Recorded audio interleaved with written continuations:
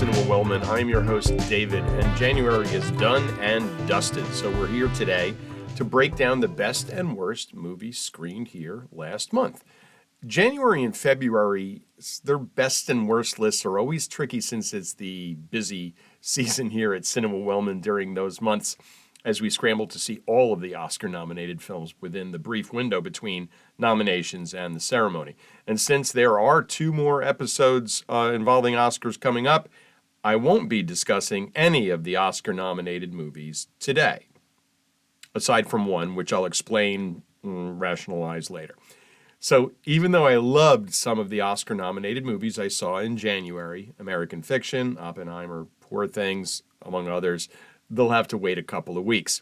You'll also need to wait to find out how I really felt about the latest Mission Impossible, Indiana Jones, and Guardians of the Galaxy installments. I predicted I'd hate them all, and spoiler alert, I was wrong. Let's begin, as we always do, with the worst of the month. There are a total of 4 films on our worst list for January, but 3 of them are really the same movies, so in reality, we only have 2. We'll begin with a trio of post-apocalyptic, low-budget Italian road warrior ripoffs that I found on Criterion Channel, of all places. I trust Criterion implicitly, so I gave these a shot. Don't worry, Criterion, I still trust you. I give you 1990, The Bronx Warriors from 1982, Escape from the Bronx from 1983, and Warriors of the Wasteland, also from 1983. I watched these movies one Saturday afternoon, back to back to back, and the reason I'm going to talk about them as one movie is simply because they all seem to be the same exact movie.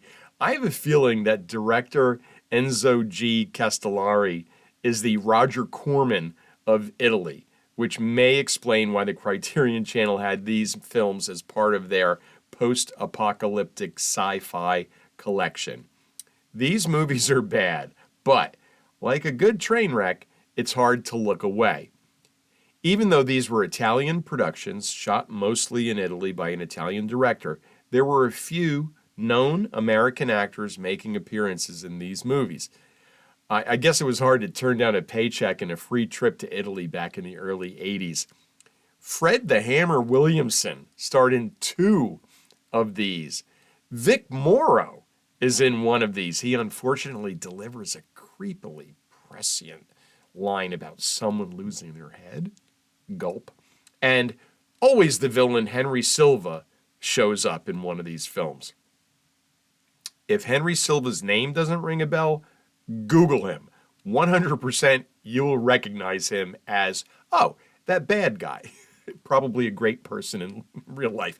These movies were quite obviously made to cash in on the popularity of the Road Warrior from 1981. Much of the weaponry and the vehicles being used by the Templars in these films looks like it was stolen from the Road Warrior set. They even have the arm quiver for the arrows. Come on, make something up on your own. One of the Templars' futuristic vehicles looks like that new Tesla pickup truck aberration.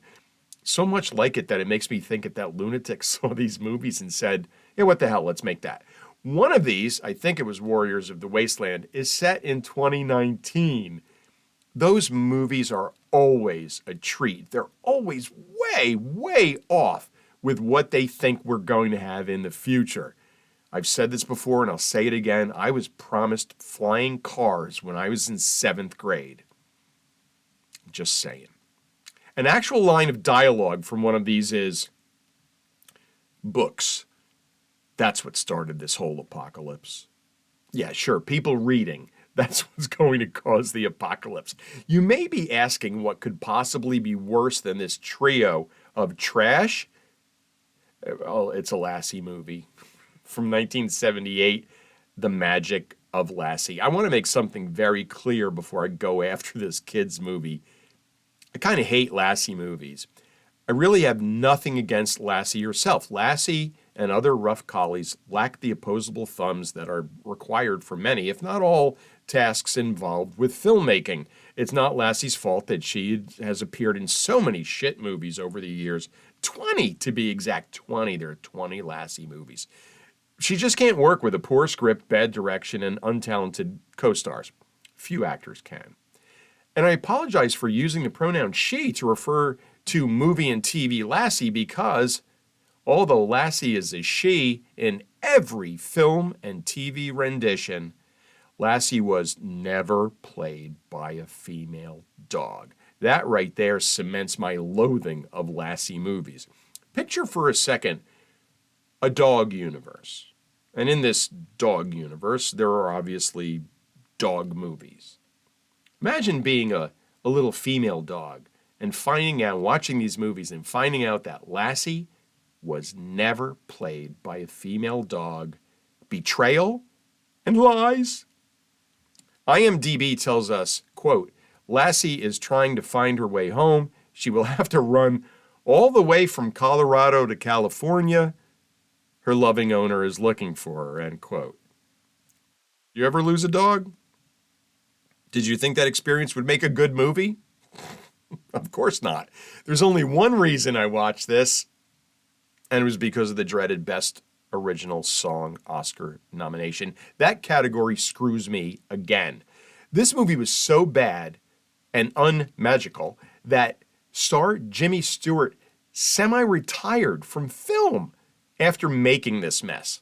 I would have gladly joined Jimmy in the old actor's home after watching it. Now let's pivot and take a look at some of the best non-Oscar nominated movies we saw here in January. Let's start with ISS from 2023. I saw this in the AMC theaters. Remember, I'm back on the A-list, the Stubbs A-list, so I'm going to see a lot of movies. I saw 8 on their dime, well, mostly their dime, in January, and I hope to repeat that every month. So ISS, space thrillers are always a fun escape, even when it's not science fiction with aliens and stuff like that. Since I'm claustrophobic, all space thrillers are really horror movies, since I can't imagine being cooped up in a tin can with nowhere to go for any amount of time. Half of the payload would need to be sedatives and tranquilizers for me. In most space thrillers, there's a home for the astronauts to return to. In ISS, that might not be the case. The film takes place aboard the International Space Station and features only 6 characters. There are 3 Soviet cosmonauts, 3 American astronauts. Everything's going well on board when the unthinkable happens on Earth, a nuclear war between the 2 countries. Both countries then give their people the same message: take the ISS by any means necessary. I have to admit the entire movie isn't as good as its premise, but I enjoyed it anyway. Oscar winner Ariana DeBose is the lead and does a fine job with what she's given. She's quite good, and I'm not sure why we don't see more of her. Next up is an old Western comedy from the late 60s. It's The Good Guys and the Bad Guys from IMDb. An aging lawman and an aging outlaw join forces when their respective positions in society are usurped by a younger but incompetent marshal and a younger but vicious gang leader. I have to admit that I really enjoy a good Western now and then. I don't like the ones that portray Native Americans in a bad light, but I love Westerns that are about land wars and gangs of outlaws and bank robberies and all that kind of stuff. It's fantastic. The cast featured both John and David Carradine, Martin Balsam, and friend of Cinema Wellman, Tina Louise. The aging outlaw is played by George Kennedy, and the aging lawman by Robert Mitchum. They have chemistry between them that had me wondering if they were friends in real life. Now, neither Kennedy nor Mitchum were known for comedic roles. Later in his career, George Kennedy was part of the Naked Gun franchise, but little comedy before that. And yet both were quite funny at times in this film. This was rated M back in 1969, probably for the way Martin Balsam was pawing Tina Louise in a couple of scenes. That rating obviously no longer exists. Still existing?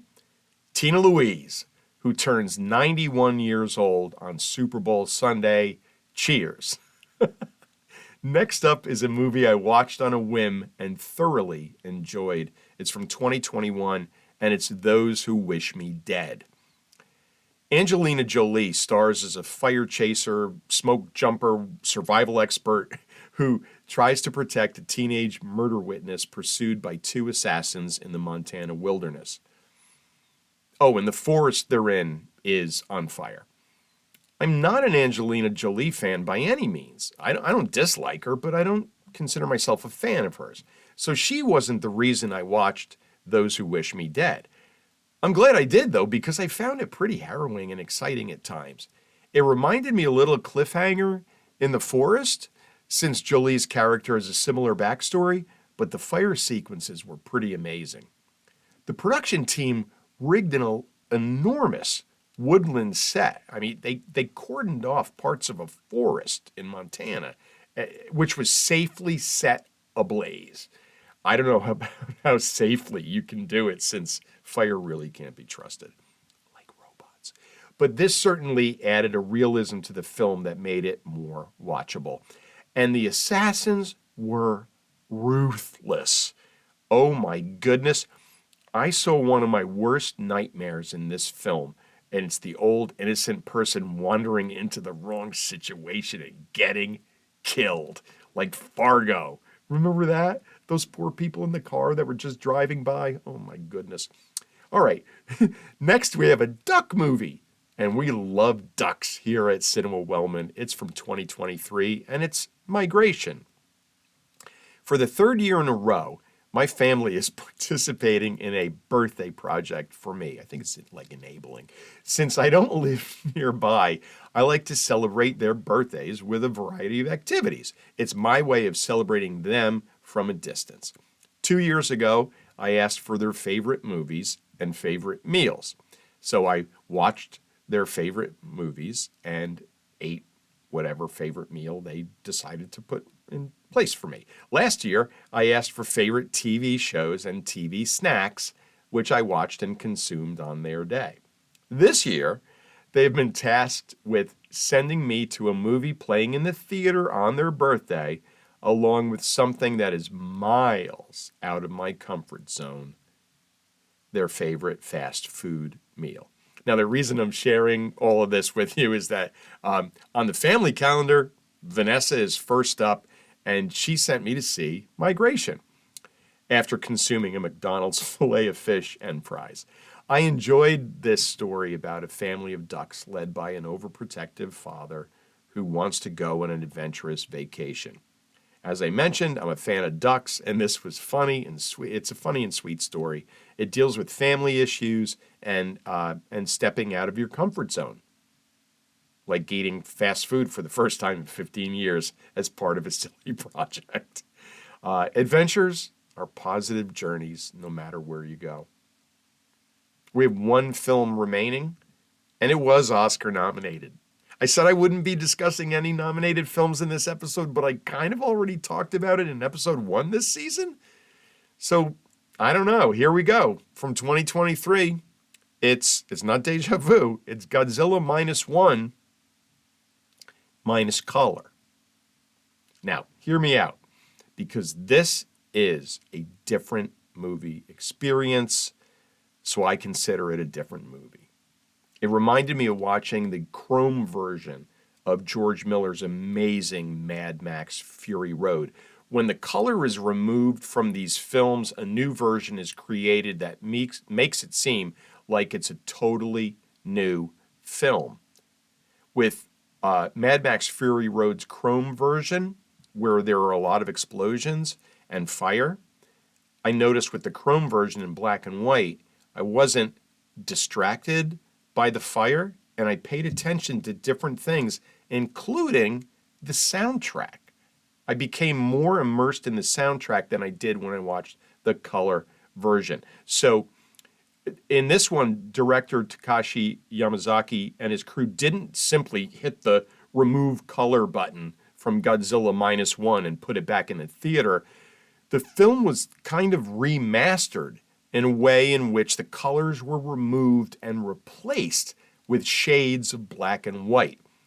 The result is documentary-like footage that is as crisp and clear as a still black and white photograph. It's absolutely stunning, and it totally brings you back to 1954 and the original Gojira. I have to admit that I love the blue scales clicking into place and powering up Godzilla before he unleashes his blue atomic breath. I love that so much that I missed it in the black and white version. I was hoping they would kind of Schindler's List the blue scales breath, although the little girl's red coat. But this one is all black and white and all Godzilla. Well, that is a wrap from here at Cinema Wellman for the best and worst of January.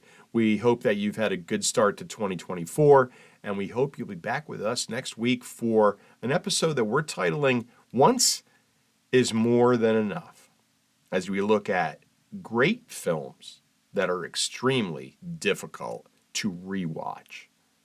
Until then, take care.